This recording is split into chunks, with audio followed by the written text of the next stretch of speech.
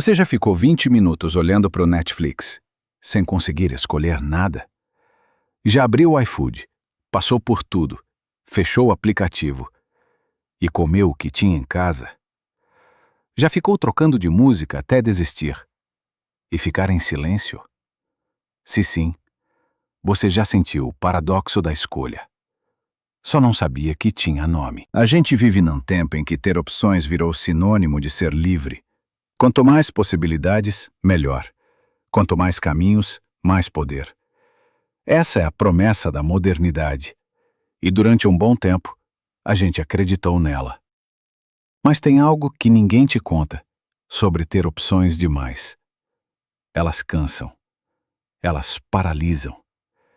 E no final, elas te deixam com a sensação de que você escolheu errado, mesmo quando escolheu bem. Em 2000, os psicólogos China Iyengar e Mark Lepper fizeram um experimento simples numa mercearia nos Estados Unidos. Colocaram uma mesa com 24 tipos de geleia. Muita gente parou, olhou, experimentou. Mas quase ninguém comprou. No dia seguinte, colocaram só 6 tipos. Menos gente parou, mas as vendas foram 10 vezes maiores. 10 vezes. Não porque a geleia era melhor, não porque o preço tinha mudado, mas porque escolher entre 6 opções é possível. Escolher entre 24 é uma tarefa. E a nossa vida hoje tem muito mais de 24 opções. Para tudo. Barry Schwartz, o psicólogo que estudou esse fenômeno durante décadas, chamou isso de paradoxo da escolha. A ideia central é simples e perturbadora ao mesmo tempo. O aumento de opções, a partir de certo ponto, não aumenta a nossa liberdade. Ela aumenta a nossa ansiedade. Porque cada vez que você escolhe uma coisa, você está abrindo mão de todas as outras. E quanto mais opções existem, maior é o peso do que ficou para trás. Você decide num restaurante. Pede aquele prato. A comida chega, está boa. Mas você olha para o prato do lado e pensa: e se eu tivesse pedido aquele? Você escolhe uma série. Assiste 3 episódios. Está interessante. Mas no fundo existe uma voz dizendo: será que tem algo melhor lá nas outras abas? Você escolhe uma carreira. Trabalha anos nela. Constrói algo real. Mas de vez em quando aparece aquele pensamento: e se eu tivesse seguido aquele outro caminho? Isso não é ingratidão. Não é falta de foco. É o efeito direto de viver num mundo onde a quantidade de possibilidades é infinita. Mas a sua vida é uma só. E é aqui que a filosofia entra. Não como teoria, mas como espelho. Jean-Paul Sartre disse uma frase que parece dramática, até você entender o que ela significa de verdade. Ele disse que o homem está condenado a ser livre. Condenado. Não abençoado. Não privilegiado. Condenado. Porque liberdade, no sentido real da palavra, não é só poder escolher. É ser completamente responsável por tudo que você escolheu. E por tudo que você deixou de escolher.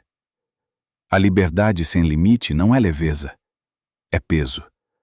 E quanto mais opções existem, mais pesada ela fica.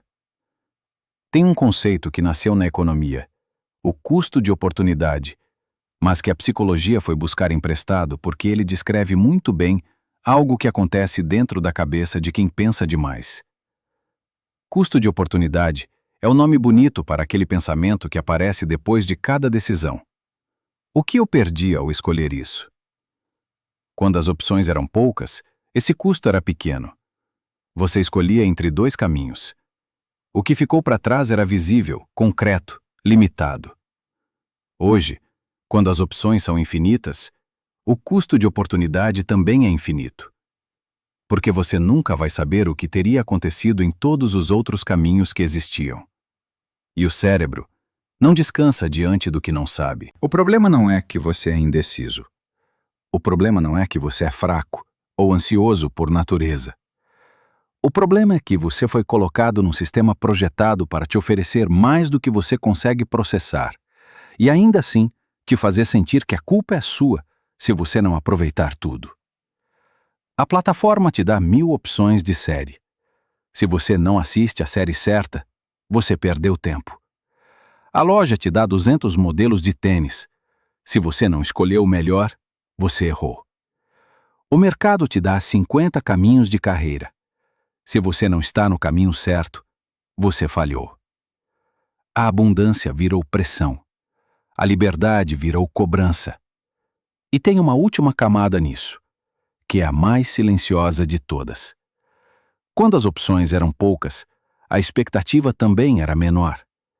Você escolhia o que tinha. E o que tinha precisava ser suficiente. Quando as opções são infinitas, a expectativa explode. Porque se havia tantas possibilidades, a que você escolheu deveria ser perfeita. Qualquer imperfeição parece um sinal de que você escolheu errado. É por isso que hoje em dia tanta gente termina relacionamentos bons. Abandona empregos que funcionam. Larga projetos que tinham futuro.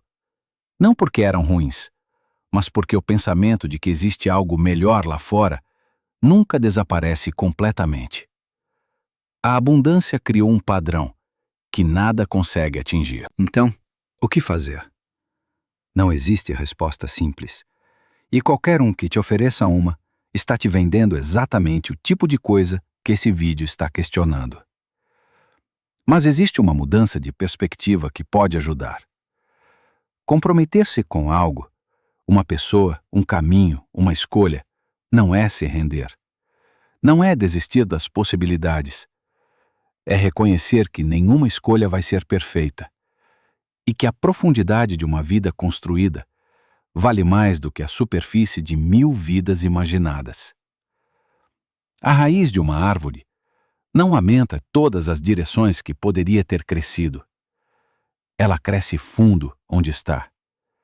E é justamente por isso que ela se sustenta. Você não está paralisado porque é fraco. Você está paralisado porque foi ensinado a acreditar que a escolha certa existe em algum lugar entre todas as opções disponíveis e que a sua obrigação é encontrá-la. Mas talvez a escolha certa não seja a melhor opção possível. Talvez seja aquela com a qual você decide ficar. Se esse vídeo tocou em algo que você carrega, compartilha com alguém que também precisa ouvir isso. E se quiser continuar essa conversa, o próximo vídeo vai fundo em outro peso invisível que a maioria das pessoas carrega sem perceber. Até lá!